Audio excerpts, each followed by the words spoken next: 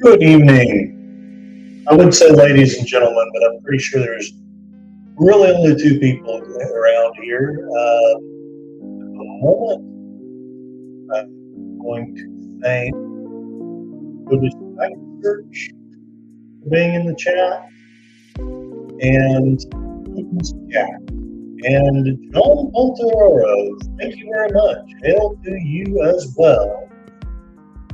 And I hope that I do answer that question, Putin's cat. Who is silencing us? I would suggest. I believe that there are people out there who don't want conversation, they want conflict. There are people out there who don't want discussion, they want, I don't know what you call it, of mental violence, a place where it is not safe to say what you want to say. All right. I guess I will stop the music, even though it's probably the best thing about the chat or about my stream so far. And I will simply dive in. So, when it comes to censorship,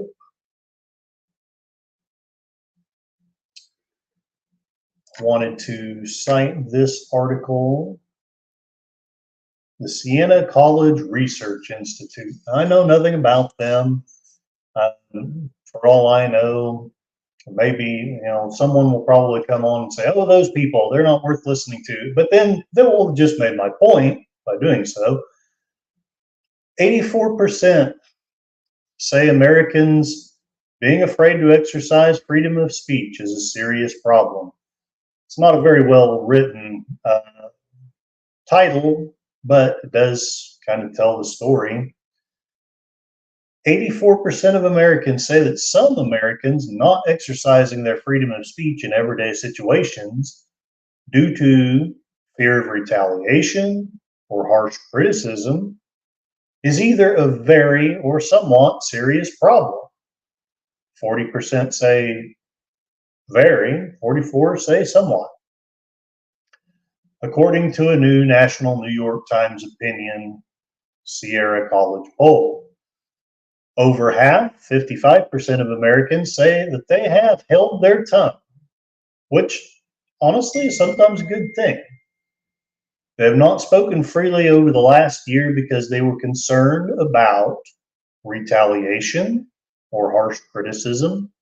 And compared to 10 years ago, by 46 to 21% of Americans are less rather than more free to express their viewpoint on politics, and by 35 to 28% less rather than more free to discuss issues of race.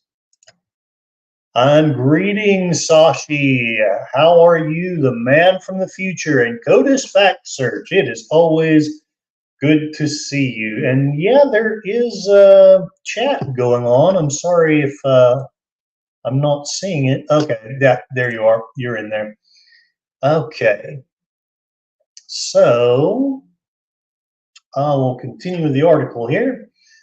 Asked to reflect on the 4 freedoms envisioned for all Americans by President Franklin Roosevelt, which I know some people are not really fond of him, but he's a big part of our history, so his opinions count too.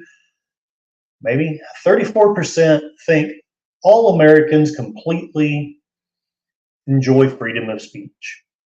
So not bad. A third of Americans feel that we actually have freedom of speech. More, 50%, think all Americans completely enjoy freedom of religion, while only 17% think we completely enjoy freedom from want, and fewer, 11%, believe Americans completely enjoy freedom from fear. Not 100% sure that it's realistic to say that we would have freedom from fear, but I do think that at least when it comes to the government impinging on our freedom of speech, that should not be. And when it comes to just shouting down people or insulting them and using that instead of facts or information or debate, that is also not a good thing, in my humble opinion. We'll see if I back that up or not. While 2/3 of Americans agree that our democracy is built upon the free, open, and safe exchange of ideas, no matter how different they are, 30% say they support free speech, but say that sometimes you have to shut down speech that is anti-democratic, bigoted, or simply untrue. Free speech, a cornerstone of our democracy, is under assault according to everyday Americans, said Siena College Research Institute Director Don Levy. Over half have held their tongue over the last year because they were afraid of retaliation, being harshly criticized, or, and this is where I am often silenced, in order to avoid conflict. CODIS Fact Search. Yeah, you're not wrong. Franklin Roosevelt was very good at silencing people, and I know you know your history way better than I do, but even my limited knowledge, he was really good at silencing opposition. Great example of a president who actively sought to overturn the way of things while also being lauded as a hero because of a war. I agree, though. Take the good, toss the bad. Yeah, no, I know you're right on there on that. Sashi says, I can speak freely on stuff. I might disappear after I do it, though. And I do appreciate you, sir. I really don't mean to rub it in your face that you're not necessarily in the freest of countries, but we love Thailand too, and I will in no way criticize the monarch of Thailand and get Sashi in trouble. Where did I leave off? So, of the 55% of Americans that have not spoken freely, 57% are concerned about retaliation, 65% are concerned about being harshly criticized, and 94%, I guess I'm in good company, held their tongue to avoid conflict. Nearly a quarter of all Americans, 22%, reported restricting their freedom of expression for all three reasons. Not only do a majority of Americans say that they restrict their free expression, but 22% admit to retaliating against or harshly criticizing another person because of something that they said. And I have been guilty of that, although I really try not to beat up on anybody just because they have a differing opinion. Nearly half, 44%, think that people that they know have not told them what they were thinking in response to a comment so as to avoid conflict, Levy said. Our survey describes a country that, rather than being a marketplace of ideas, is one in which many of us walk on eggshells, afraid of how others will respond to our opinions or simply to not get into it. Absolutely. CODIS Fact Search. I'm entirely unconcerned about federal intervention in my life, more than what they are already doing with insane taxes. Well, yeah, that's a fair point. We do seem to be under the thumb. So I don't know that I'll read this whole thing, but I will skip down. You know, it gives a big breakdown of, you know, people's thoughts on whether they can speak freely or not. Only 1% of Americans support a person's right to engage in all of the 11 examples studied. The examples being teaching students history of racism, which, while I don't promote racism, I do think that it can be a healthy thing to teach the history of it. And of course, Uh, it often does depend on, what that, whether there's an agenda there to separate the races, or whether it's more of a more attempt to just simply educate people. But the others are questioning scientific credibility of public health officials, protesters saying we have to take our country back, celebrities using fame to advance their politics, politicians saying other politicians are insufficiently American, demonstrators calling to defund the police, media personalities expressing partisan views as facts, using social media to call names rather than disagree, willfully spreading disinformation on public issues, burning the American flag as part of a protest, and parents demanding offensive books to be burned. And it may actually be a good thing. Only 1% of Americans support a person's right to engage in all 11 of these examples of speech. I personally don't think I'm going to be doing all 11 of them anyway, but there it is. 57% support a person's right to engage in 4 or fewer. Only 4, teaching students the history of racism, questioning scientific credibility, protesters saying we have to take our country back, and celebrities using fame to advance their politics are supported as a right by a majority of Americans. Let's see what's going on in the chat. People routinely curb speech. We don't just walk up to people and say they are ugly or fat. If I see someone acting weird, we ignore it unless the guy's committing a crime. This is called socialization. Sashi, at least I'm not in Singapore. They fine you for chewing gum. CODIS Fact Search. I absolutely believe in true freedom of speech. Yeah, I know. You fall well inside that 1%. And I think I come closer to you than many people. The only one that gives me pause, and God help me, I'm probably wrong about it. I'm probably being emotional about it, but parents demanding offensive books to be burned.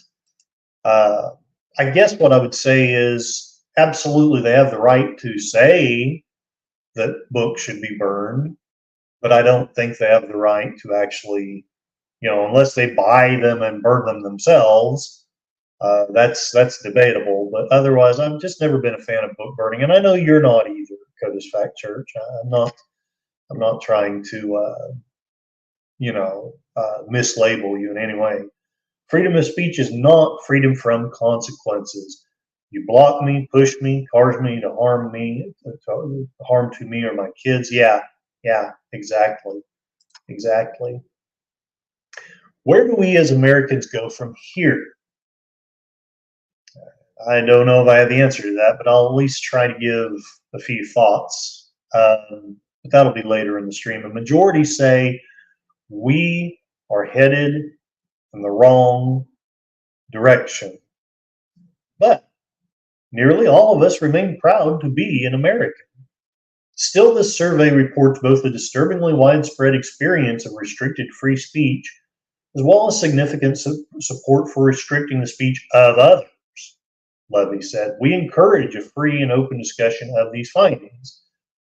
And then they go into the details. I know likely there's only a few people that would be interested in that. Absolutely, Putin's cat. Books should not be burned. Elementary school libraries do not need to include all subjects. And I would agree with that. Laugh at the book burners. They rest on all sides of the metaphorical political fence. Yes, you are not wrong. Libs want Bibles burned. Rebukes want trans stuff burned. Me, I just want every book in existence in my library. Oh my gosh. I don't know that I want every book, but I would love to have millions of books. Oh my gosh. And I like books all over the place. I like classical liberal books. I like, well-informed and intelligent right-wing books. I like all different kinds of religious books and sci-fi and fantasy and on and on and on. You know, Coda's Fact Search. You're also a book lover. I actually think I like books better than people. Sashi says, book burning. Where have I read about that before? Seems like I've heard of stuff like that before. Yeah, sadly, I'm sure you have. And oddly enough, I can be censored for saying the name of the very people who did the book burning, because by saying the name, I am obviously supportive of that faction. And that's kind of one of the things I'm hinting at, and we'll talk about a little bit later. That being said, if someone buys a book and burns it themselves, this is not necessarily a crime. Agreed. Agreed. I don't like it. I don't agree with it. But yeah, if you buy a book and burn it, that's, you know, as long as you don't burn something of mine in the process, you know, if you don't burn anything else, it's someone else's property, you have the right to do that. Library of Alexandria, please bite me so I can live for 1,000 years and learn it all. Sashi is so right. Support for those you align with is not bad. That is correct. So I shared that. Now I'm going to share another thing. It might seem like a little bit of a segue, but in my opinion, it is not.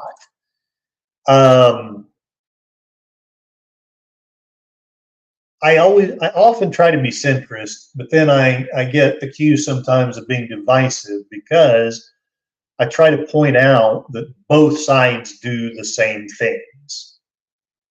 To me, that's what being a centrist is. I'm sure other people have a better definition of it, but that's been mine. My intent is actually to unite people by demonstrating that both sides are full of crap. But usually people either just decide that that's divisive, and I can understand how it can look like that.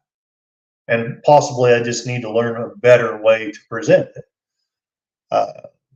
But also there will be people who will be on one side of the debate and they just simply don't want to hear the other side. I was actually quite pleased with a lot of the debate that happened Wednesday.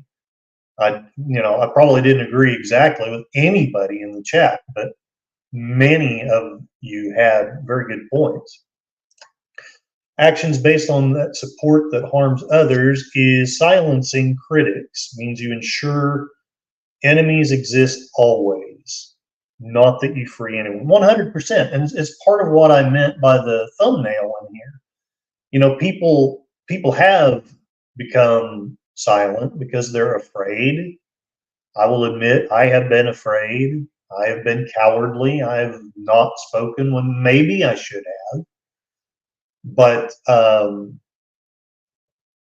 and there is also a difference between, you know, rudeness and courage. That can be a fine line. Yeah, giving a false review on The Acolyte will ensure that I watch it. And I have no opinion on The Acolyte at all. I haven't watched it. I probably a little bit, I mean, I tend to go a little right of center, but I do sometimes think, again, that sometimes we read into things something that isn't there. But then again, there sometimes is an agenda too. Yeah, the Young Turks, they're like its sister Breitbart. They're horrible. And I actually agree. I hope when I show this, you're not thinking that I'm supporting the Young Turks or that I am agreeing with what he says. But I guess what I'm trying to say is I know that my way of doing things can be criticized, and I want to take it into account. They always exaggerate. Often they do. The powers that be don't want unity. 100%. Unity would mean that we would notice their failings. 100%. But we're not criticizing the monarch of Thailand. I want to officially point that out. Coda's Fact Search, the center has shifted drastically, and you're not wrong.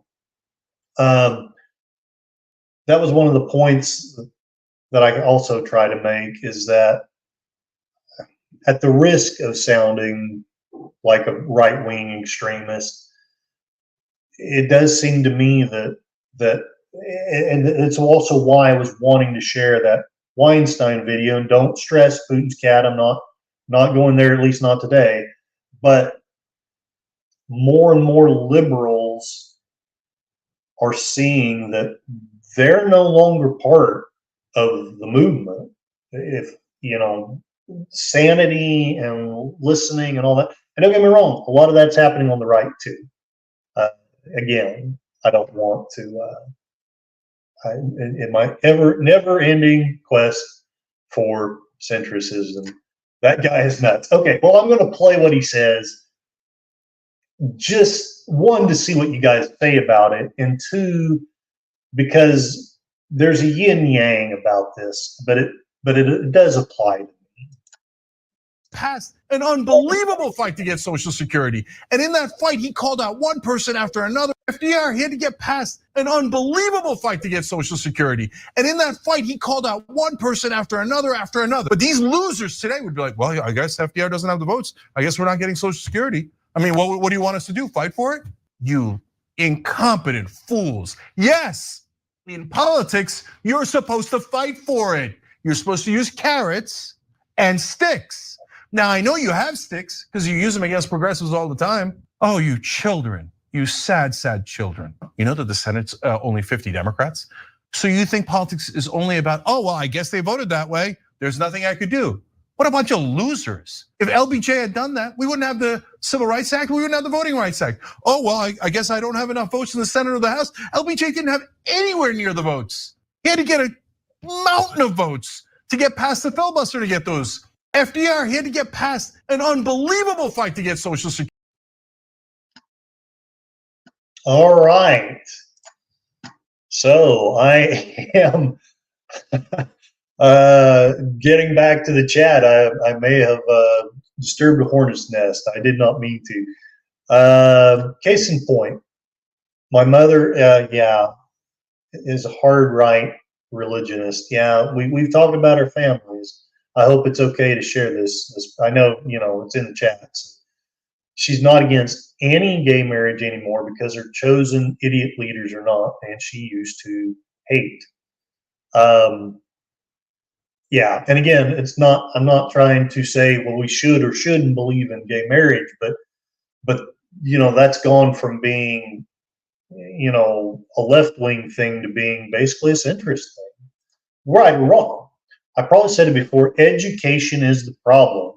Teaching people, yeah, agreed, 100% agreed. Screw the social net. And I do know your past, and if there's anyone in this chat who should be allowed and able to say something about it, it's you. I know you've suffered, my friend. SS falls under different funding than other parts of government. Also, SS owns federal bonds and is also funded this way. LBJ did not want it passed. The Young Turks, yes. The line was clear. Yeah, exactly. That is part of my point. The reason, well, anyway, I'll finish up with the chat and then I'll give my own comments on what the Young Turks guy said. Giving a gay marriage license doesn't bother me, but a gay couple cannot make me a cake saying this. Agreed, or at least they can't force it on you. They shouldn't be able to force it on you. Code is fact search, and you can't legislate my love for any. Exactly. There's government farming named after LBJ in Malaysia because he visited the project back in the day. Well, that is awesome. And again, we are not in any way criticizing or objecting to anything about the monarch of Thailand. That's so fun. I hope I don't run that joke into the ground. It's almost too fun. So the reason I discuss this thing that he says, it isn't so much that I agree with the point or with the the Great Society or whatever the hell LBJ called that. And, I kind of think he killed Kennedy, and hopefully YouTube won't get me for that. I've said it before, if someone made the mistake of making me president, I would swear in on a Quran while a trans freedom.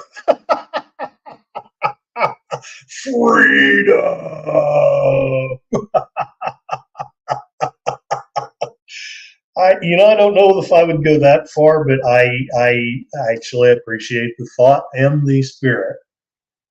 But where I'm going with this is centrists like myself, sadly, or perhaps rightfully, are not usually the people who get things done.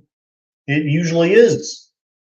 It's that person that's on the extreme. It's that person that is so freaking obsessed that they'll do anything. They will destroy anyone. They will break any social mores. They will break any law. And again, both sides of the aisle. Please don't. I will quit saying it eventually, but I just want to assure you, I have my slant, yes, but both sides are doing this. And that's actually what I'm going to talk about next. Last time I started with the left wing's argument. This time I'm going to start with the right wing's argument. Hopefully that's okay with everyone. And if it's not, well, respectfully, get your own show and do it your own way. So, the dailymail.com, federal judges announced they will refuse to hire clerks from Stanford Law School after woke students. I know, I said woke. I said woke on my stream. I'm a hard right winger. Woke students and diversity dean ambushed conservative member of the bench. They terrorized people into submission and self-censorship. Connie Cleary, GTSE. Is that, I'm not sure what that stands for. Quoting Troy, yeah. I know isn't that on at 9, I hope?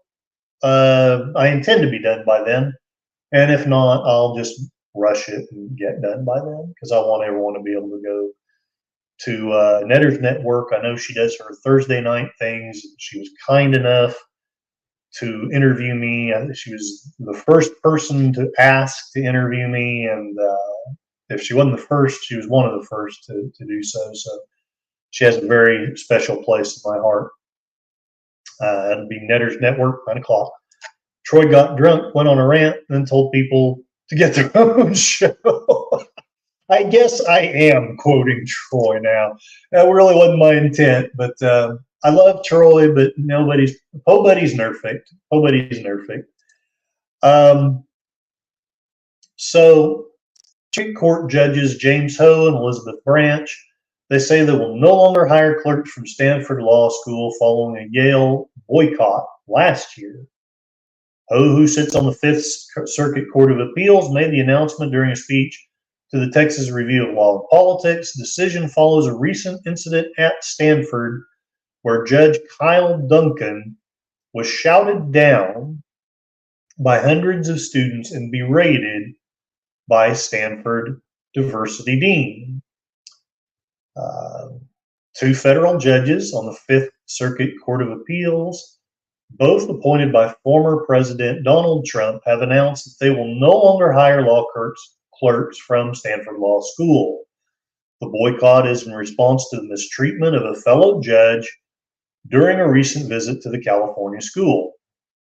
Judges James Ho and Elizabeth Branch had previously announced a similar boycott of Yale Law School last year after a series of free speech incidents in which they complained about the school's approach to council culture. Let me see what's going on in the chat, because I'm not good enough to look at both at the same time. Oh yes, that we do. I think we all should be making more content. I'm diverse. This morning I woke up as a pink elephant. Nothing wrong with quoting Troy. Yeah, fair point. Can they discriminate against the university? Uh, honestly, why not? I mean, it's a good point. That is more than I know, but I would suggest that they have as much right to do that as a bunch of students have to shout somebody down.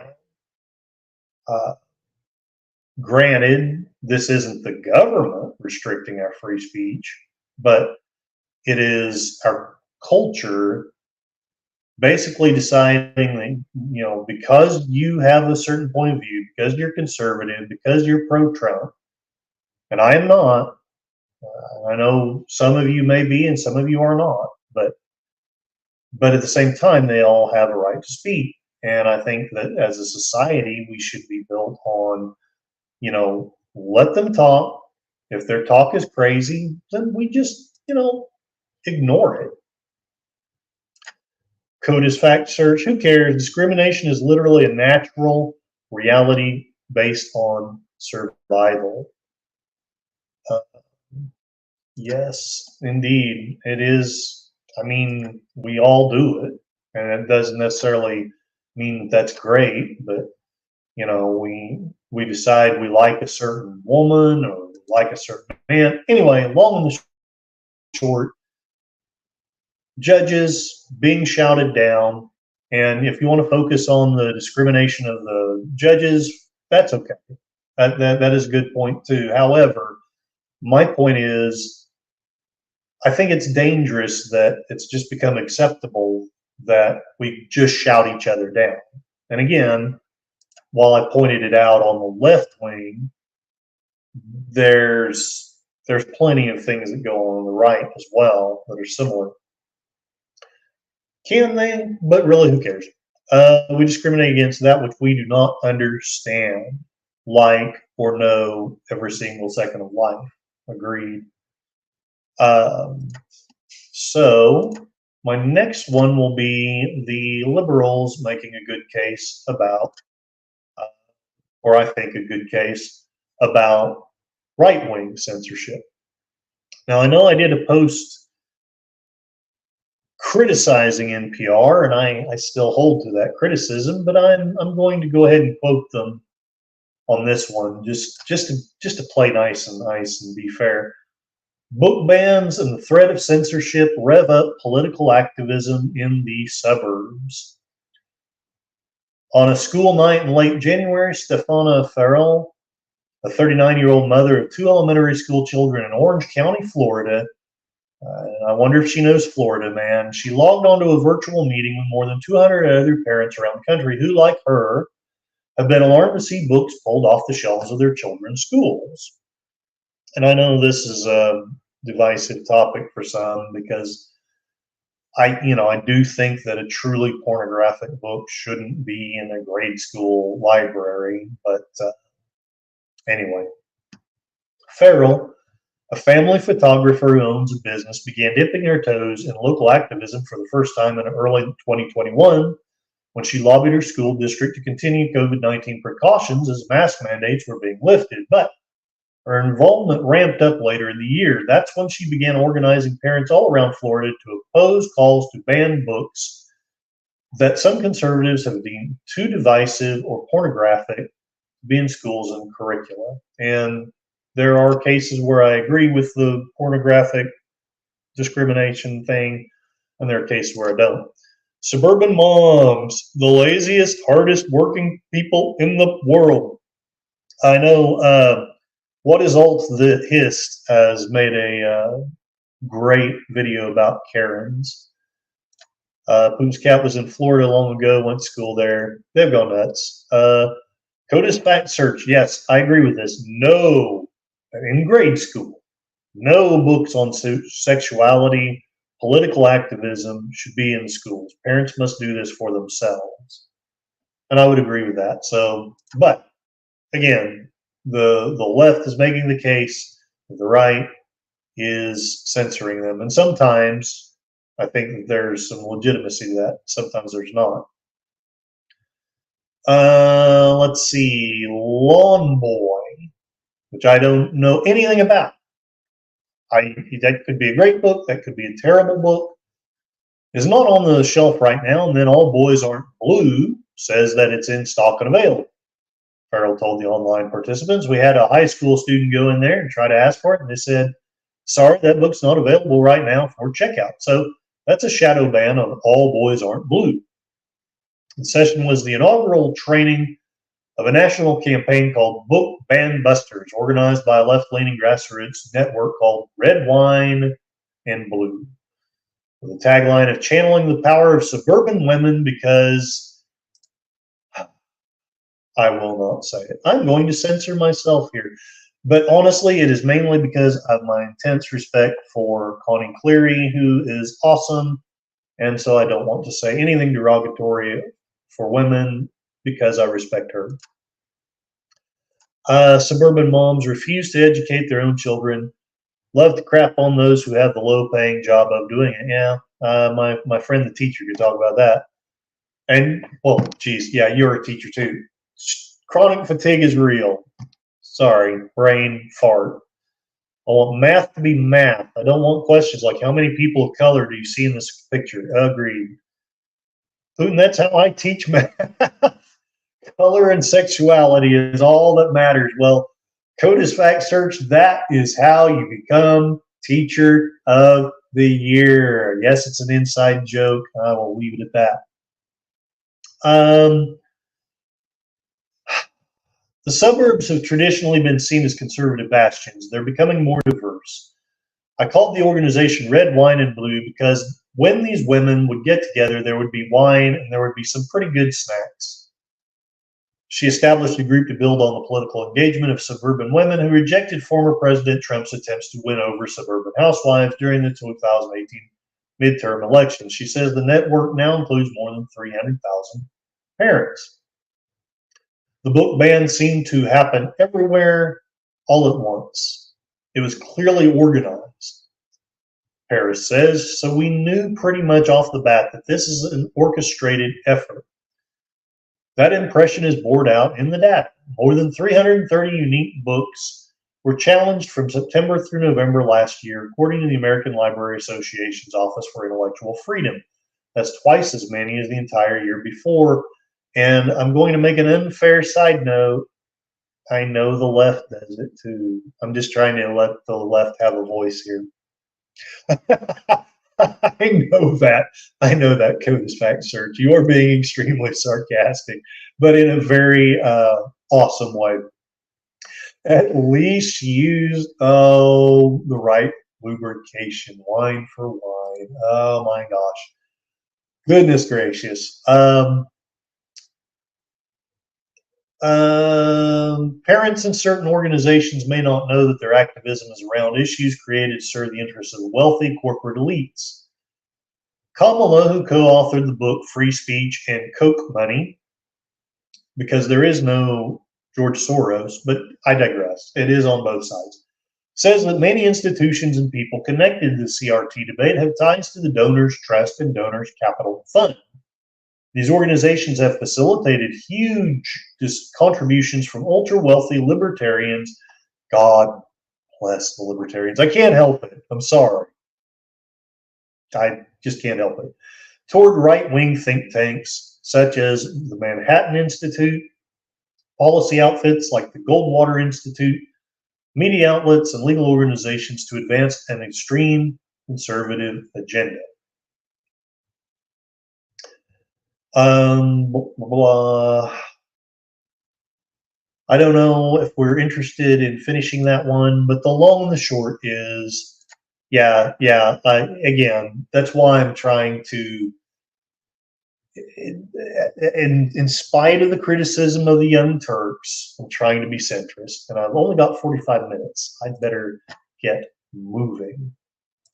The next thing I want to share, this is where I think, the other instances of censorship, while at least in part I agree with both of them, not entirely with either one.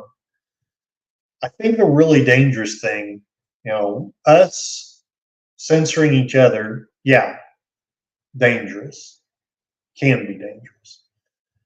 The government censoring us, that's freaking tyranny. So I present to you the Twitter files. Hopefully, I'm not offending too many people because I know some people don't like that. CODIS Fact Search, I was with David Nolan and family when he passed. Oh my goodness, I did not know that. Was a good friend of mine. I still think the libertarians are also idiots. Well, yeah, I love, there's a lot of libertarian stuff that I love, but yeah, there's also some craziness going on there. The Twitter files, I think we all know the story, and it is controversial, and I know that there's more than one side to all of this, but basically Elon Musk bought Twitter. I'm really no fan of Elon Musk. It's okay if you are or not, but I actually, Matt Taibbi, I'm sure he's got his stuff too, but I love what he did by outing the government in the Twitter files. I won't go over all of it. I don't have time for even very much of it at all. But the Twitter files tells an incredible story from inside one of the world's largest and most influential social media platforms.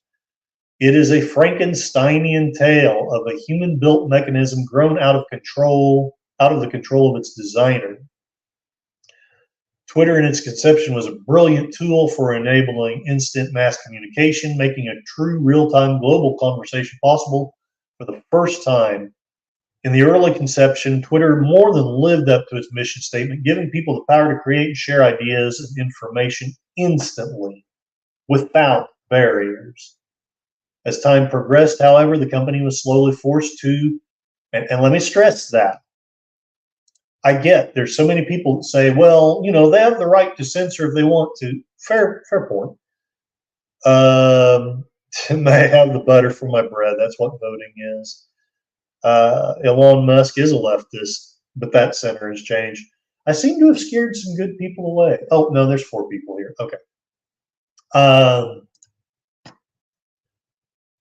My beef isn't so much that Twitter censored. I mean, that's part of it, but that's only maybe 10% of my beef. My beef is that they were forced to, and that's horse crap. I'm sorry. That's complete and utter bullshit. That's tyranny.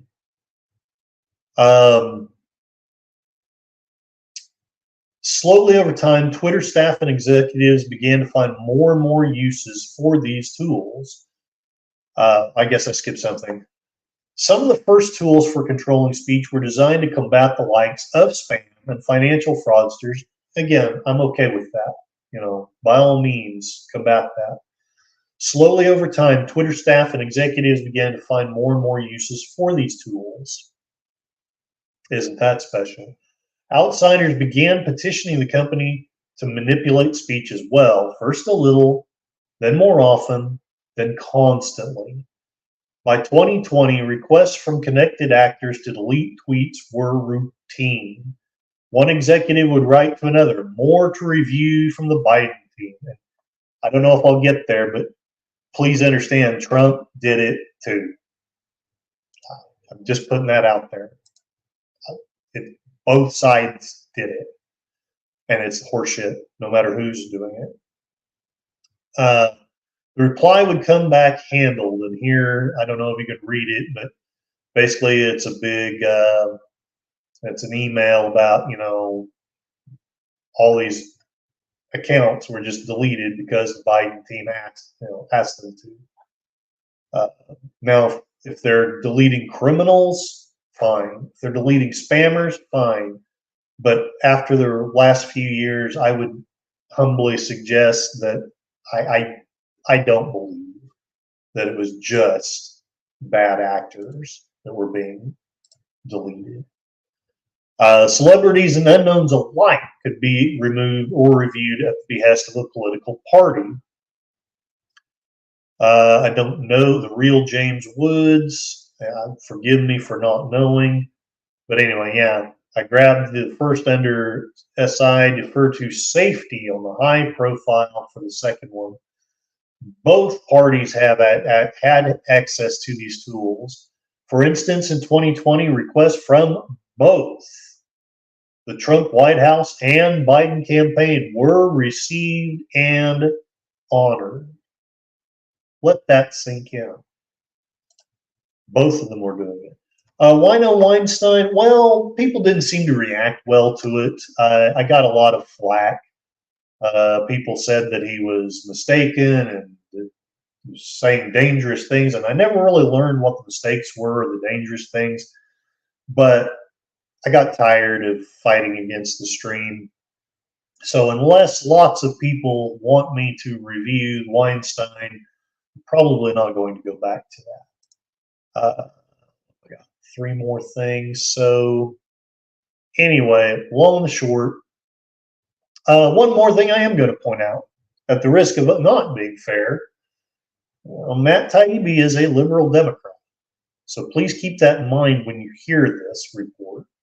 The system wasn't balanced. It was based on contacts.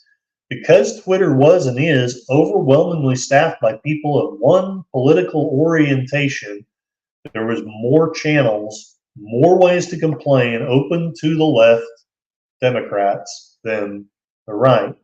And he shows the contributions by the party of the recipient. So basically, Twitter donated in 2018 $295,722 to the Democratic Party, as opposed to $11,100 to the Republicans. They have a right to do that, but I would humbly suggest that when people come up and say, well, all this censorship is fair, no, it's not. It's got a slant. It's got a huge slant. Yeah, not wrong, Putin's cat. You're talking about Weinstein. I'm not going to comment on that. But if you're talking about Elon Musk, yeah, I would agree. And he does have, when it comes to Weinstein, he does talk a lot outside of his area of expertise. I will agree with that. Chase them away. I don't know about that. I don't agree that companies can be doing. To be sounding, I'll probably sound like a crayfisher here, but I don't want corporations to be donating to politics, and I think individuals should have some kind of a dollar limit. I don't know what that limit should be, but no, I think the three of us absolutely agree on that. Corporations should not donate to political parties. But yeah, in 2018, it was 309,000 as opposed to 11,100. 2020, okay, granted, we had the election. 968,749 as opposed, or 909,431 from the Democrats, as opposed to $14,137 to Republicans. And then in 2022, and I can hear everyone saying it now, it's justified because of January 6th. I'm going to leave that uncommented on.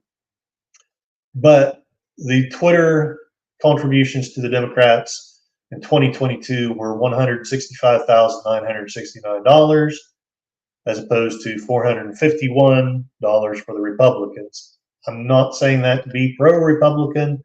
I'm just pointing out that when a right-winger comes up to you and says, you know, I'm much more likely to be censored than a left-winger, it's not entirely wrong. I'm not saying it's entirely true. It's not entirely wrong. Per person limit, no pooling money, agreed. Companies can lobby, but they can't contribute. Yeah, I don't like lobbyists, but I don't want to debate that point. But if keeping lobbying, but getting rid of contributions would at least be safer and more fair. Political campaigns are fights between large companies, and Putin's cat, you just probably said the truest thing that's ever been said on my channel ever. Congratulations to you. That's really all they've become. I believe the Constitution protects lobbying, and during the current 2-year election cycle, the limit for contributions by individuals to federal candidates for president, the U.S. Senate, U.S. House of Representatives will increase to 3,300 per election. So, oh yeah, so this is great. So I could contribute 3,300, but some super PAC funded by George Soros or Koch or whoever can donate millions. Wonderful. And Putin's cat is a true cat. Okay. I will move on to the next thing. I think I made most of the points I wanted to make with the Twitter file. One of my good friends presented to me a site, and in my effort to find a solution, maybe I haven't, but in my efforts to do it, one of my friends has recommended to me a site called All Sides. And All Sides, I haven't dived deeply into it, so I may end up being disappointed with this, but the point of it is you share the article and you basically, I don't know how they rate them, but they rate it as left or centrist, and then you can read it and make up your own mind. So I'm going to recommend tentatively this site to, if you want to try to be centrist, which probably nobody does, but if you are like me and want to be centrist, I'm hoping and thinking that maybe this will be a good tool. And if I am wrong, well, my apologies. I think lobbying the government is under the First Amendment, which, that sounds right. I don't agree that giving money to a candidate is First Amendment, but the Supreme Court disagrees. Understanding benefiting from their vote is strictly prohibited, yet the Bidens and virtually every other politician longer than 4 years does it.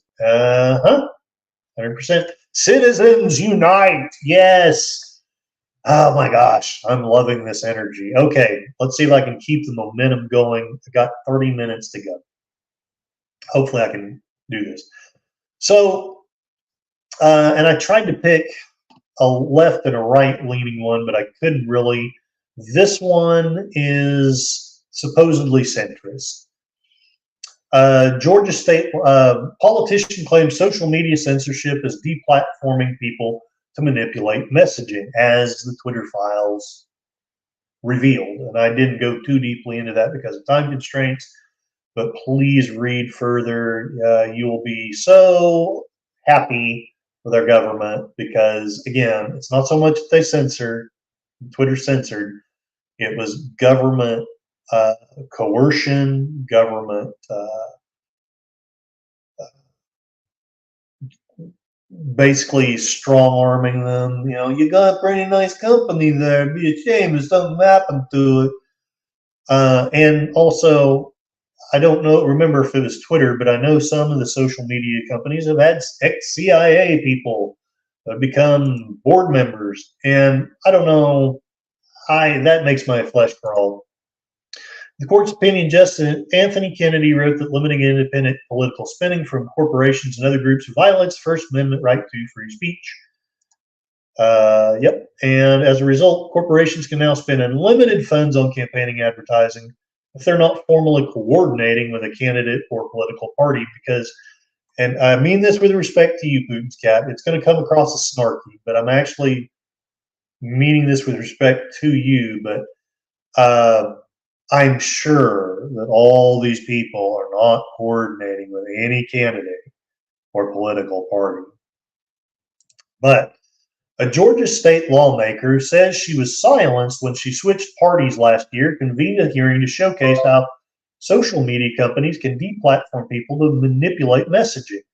Representative Misha Maynor, Republican of Atlanta, said she called the First Amendment free speech rally at the Georgia State Capitol to showcase what she sees as a lack of respect for dissenting opinions. The parade of witnesses affected by deplatforming highlighted how social media companies' decisions, often cloaked in secrecy, impact their livelihoods. The group said its Facebook page was removed after something. I really hate these barriers that they put on there. Well, hell, I don't know if it's going to tell the rest of it.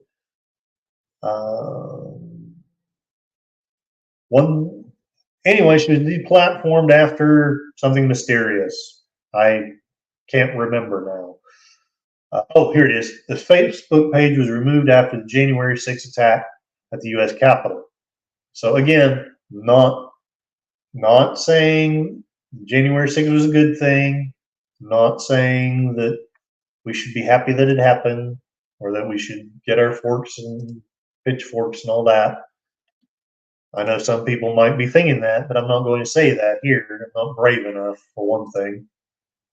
But, oh, crap. But essentially, January 6th happens, and, well, you're a Republican, you're just deplatformed. Screw you. Matt Taibbi, an investigative journalist who published the Twitter files, said government or congressional agencies might take an interest in a site and send a letter to a social media platform saying they want the company to review content and, at its discretion, determine whether it violates the terms of service. So the platforms communicate with each other. They communicate with the government as well, Taibbi said during the hearing. This is the sort of unseen process that leads to a lot of these accounts being taken down. I think it violates the First Amendment, Taibbi added. Is this kind of communication legal? Is it constitutional? I think it is. But walkaway, I think, is one of the primary examples of government seeing something that isn't there, or inventing something that isn't there, and suppressing speech of legitimate citizens as a result.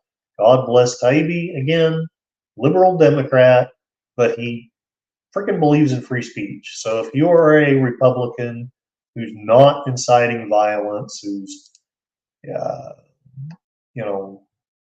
not doing something truly illegal, you should have the right to free speech, as, of course, should a Democrat.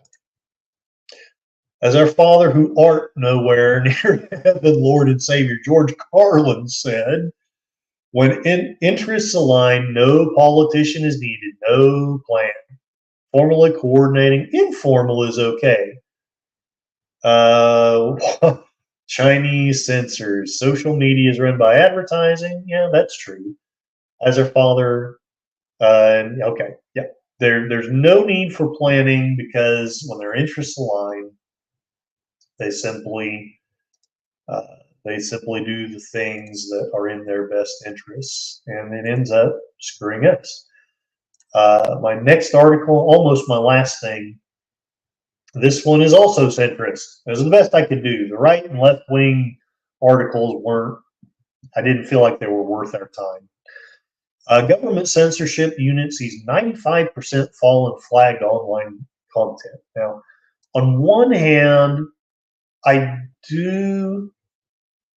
been a while since I've been flagged. I'll put it that way. But I also do still see a bunch of those little stickers trying to tell us what to think. I don't like that. I see a lot of, anyway, I'll read the story. And anonymous, Big Brother is watching you. At the risk of revealing what a nut I am, I kind of miss the guy. Free speech can be restricted in the case of trials, shouting fire, national security, public safety. Why not campaign corruption? Interesting point. The limits to political corruption is the people who are being told by everyone that using violence against government is wrong, and yet, amazing that history has no bearing in reality. Yeah, and I think I know what you're talking about, CODIS Fact Search. Again, I don't have the courage to come out and say it risks real censorship, but, we were founded on a violent revolution. I'm just putting that out there. Is the tide turning against the censorship industrial complex? Just weeks after the UK government confirmed it would no longer fund the Global Disinformation Index, hallelujah, which blacklisted Unheard, there is fresh evidence that the censorship machine is breaking down. I hope so. According to new FOI data, and forgive my ignorance, I don't know what that is. The government's secretive counter disinformation unit, ugh, it sounds so Orwellian, has drastically reduced its flagging of online speech to social media companies by 95%. They got exposed and they're slowing down on it. Imagine that. In 2020, the number of flags was 779. That sounds absurdly low to me, but okay. Meaning that at least 3 cases of online speech per working day were reported by this government unit. Well, yeah, okay, fair point. To social media companies for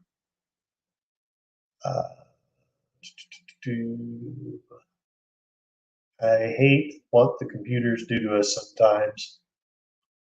It fell from 785 in 2021 to just 35 pieces of content flagged after Big Brother Watch launched an investigation into the practice.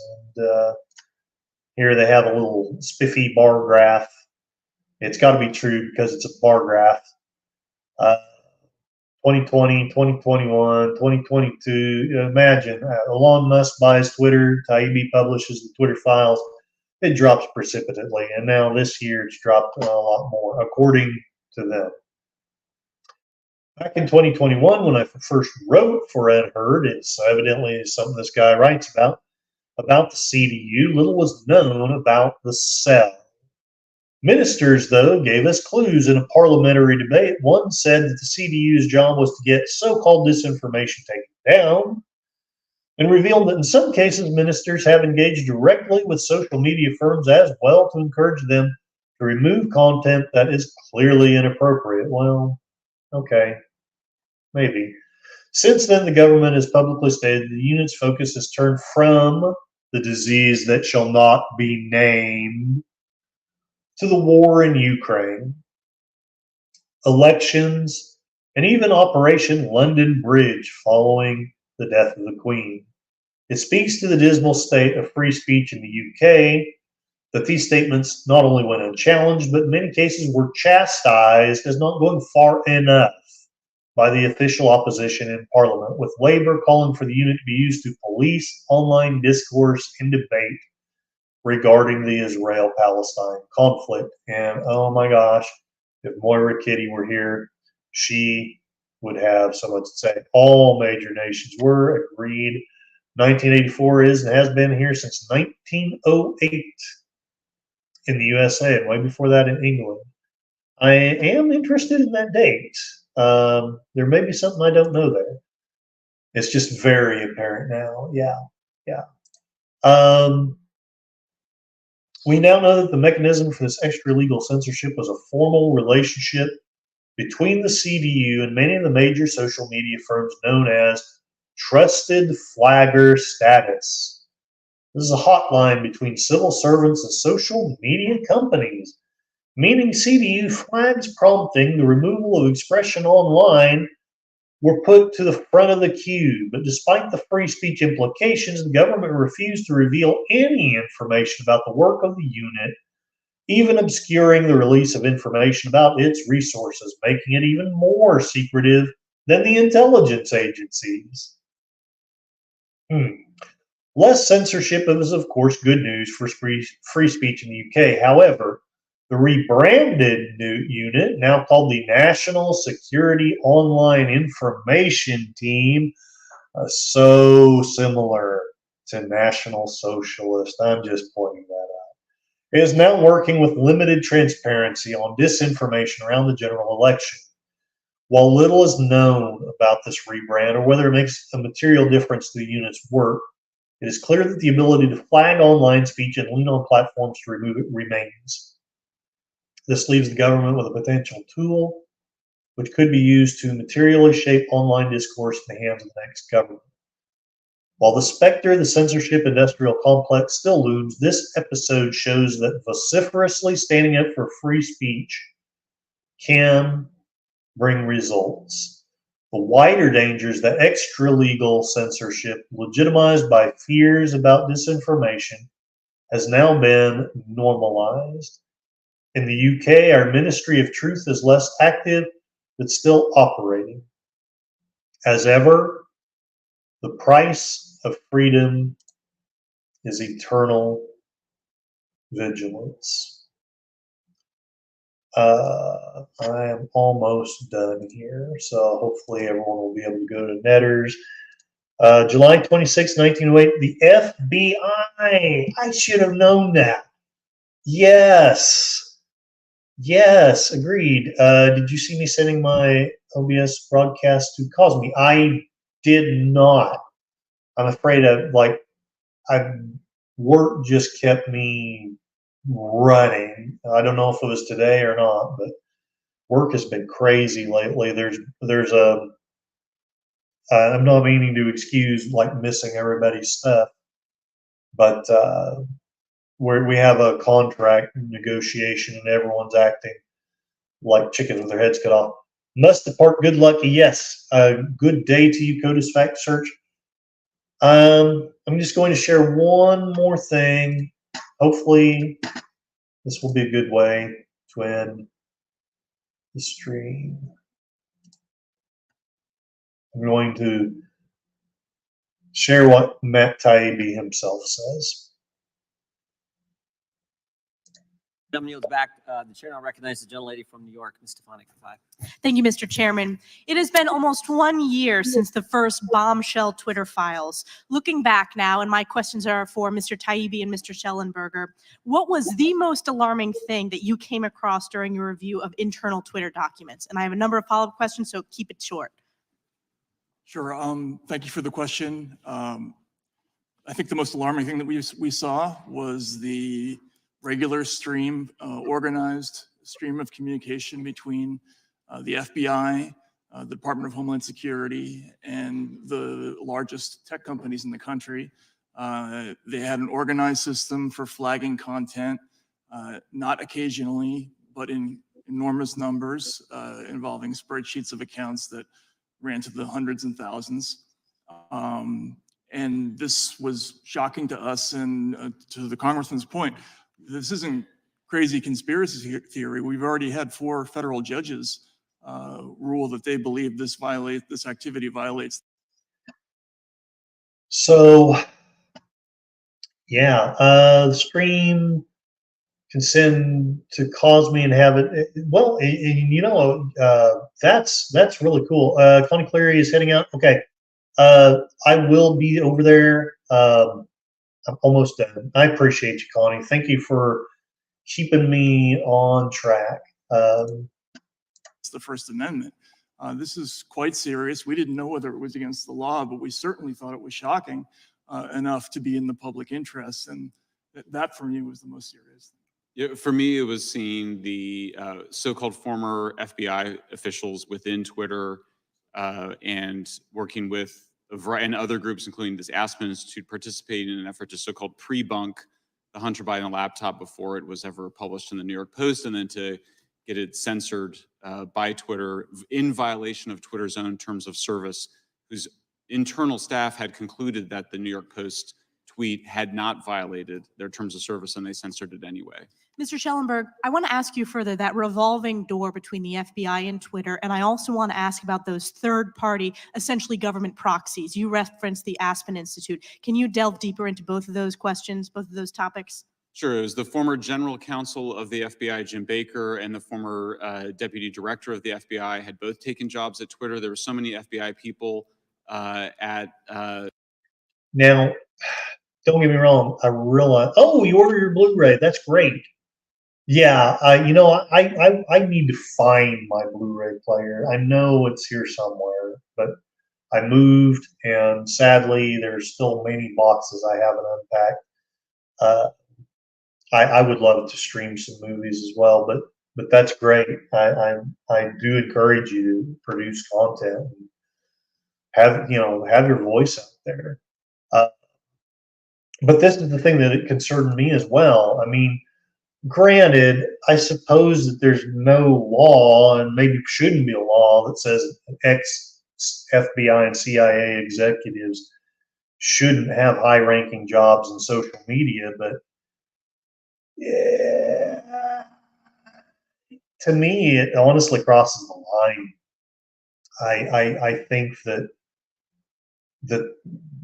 we honestly can't have that. I don't know how we would enforce keeping them out of that, but organizations that have proven that it's in their best interest to silence us on occasion shouldn't have, in my humble opinion, shouldn't have high-ranking jobs in any of the social media platforms, at least not the major ones.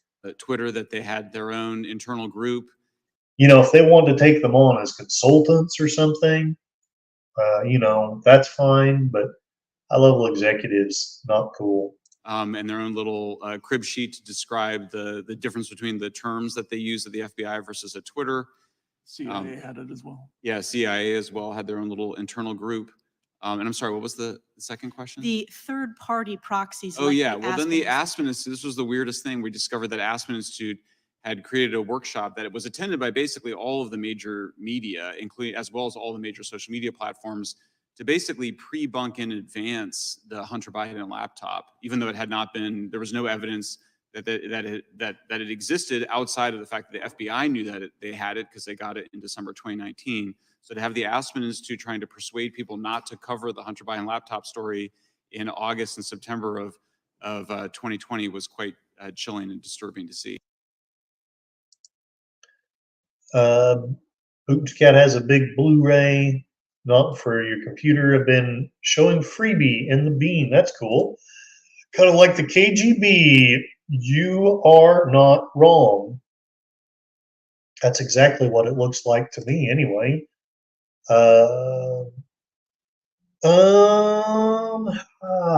Man, I would love to, but I, I, I don't know. I had committed to going to Netters, and I hate to sound like a waffler here, but I also need to walk my dog. It probably sounds lame, but I need to do that. If you'd like, you know, when I get back, I'll see if I can kind of simulcast both of them, if you know what I mean, so that I can support both of you. Yeah, you're right. I can just open a browser and watch that, or at least have it playing to help support your channel. These content moderators at social media platforms like Twitter wield an enormous amount of power in terms of determining not only what Americans can say, but also what Americans can see. Do you believe, Mr. Taibbi and Mr. Schellenberg, that it's appropriate for unelected bureaucrats or these tech companies to collude to influence what Americans can say or read? Absolutely not. And, you know, I wanted to stress again that all this was happening secretively with the blessing of the Department of Homeland Security, with them sending things to, this is from the EIP at Stanford to, you know, to Twitter and Facebook saying, we repeat our recommendations that this account be suspended. We recommend labeling all instances of this article. We recommend that you flag as false this.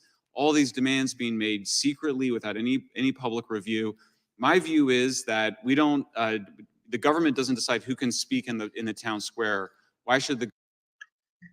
Absolutely right. The government should not be deciding who can speak in the public square. Again, if someone's inciting violence, if someone's trying to promote child porn, or if there's criminal activity, 100% regulate that. But if someone's just voicing a political opinion, even if it's different than mine, they need to have the right to say it. They just simply need to have the right to say it. The government be deciding who can speak on social media platforms. We, the people, should decide our own content as adults, legal content. It should not be decided by either government or big tech. And Mr. Taibbi and Mr. Schellenberg, do you believe that this censorship is a form of election interference? Absolutely it is. There's no question in my mind. Mr. Taibbi? Yes, I think it certainly can be. In the latest story that we did on the CTI League, we saw the overt partisanship of the people involved in this operation. That was actually the reason the whistleblower came forward. The people involved just assumed, one of the quote was, they assumed everyone who was smart thought the way they did. They talked about the potential election of Donald Trump being an end of the world event. They talk about the wackadoodles who actually watch Fox News. And, even as somebody who doesn't vote for Republicans, it was shocking to me to see this. And I think this was a consistent theme of not just the CTI League, but most of the censorship organizations that we look at, they all tend to drift in one direction. Yield back. Gentlelady yields back. Okay, well, I hope that this was a vaguely entertaining and at least quasi-informative stream. I loved the energy of everyone. I hope that I didn't offend anybody, but anyway, I would like to thank Putin's Cat and CODIS Fact Search. Thank you both for being here. John Pontorio, I'm probably mispronouncing your name, but I know I see you quite often, and thank you for being here. Sashi, the man from the future, thank you for being here. And Connie Cleary, I think that was it that made it in here today. Thank you, everyone. Hopefully I did a little bit better than I have in the past. I will play a little bit of music.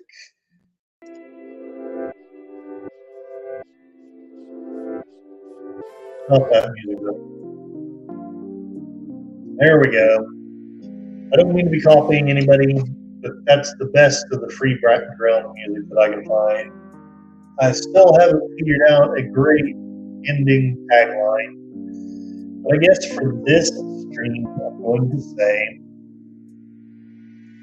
absolutely don't be rude, don't be hateful, don't be contentious, but don't be silent either.